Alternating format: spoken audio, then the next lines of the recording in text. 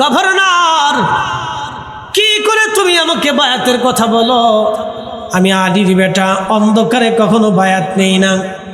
কালকে দিন আসবে, মদিনার মানুষ উপস্থিত হবে, যদি সম্ভব হয় মদিনার মানুষ তুমি উপস্থিত করাও, সবার সামনে কালকে কথা হবে।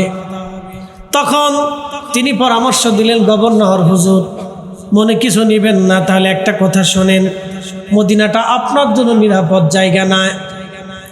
আপনি মদিনার থেকে মক্কাতুল মুকাররমায় চলে যান, কারণ আমি জানি আপনি বায়াত না নিলে আপনার উপর তলোয়ার আমার চালাইতে হবে, আর আমি চাই না আওলাদে রসুলের বিরুদ্ধে তলোয়ার চালাই আমি আখিরাত ধ্বংস করে দেই। হুজুর, মেহেরবানি করে আপনি মদিনার থেকে চলে যান, মদিনায় আর আপনি থাকবেন না, মদিনা আপনার জন্য নিরাপদ জায়গা না।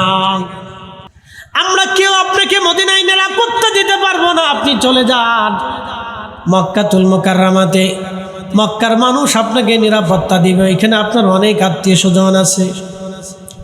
হযরত ইমাম হুসাইন রাদিয়াল্লাহু আনহু সিদ্ধান্ত পরিবর্তন করলেন, হ্যাঁ, মদিনায় যেহেতু আমাকে কেউ নিরাপত্তা দিতে পারবে না, মদিনার গভর্নর আমার নিরাপত্তা দেবে না, তাহলে আর এখানে আমার থাকার সুযোগ নাই।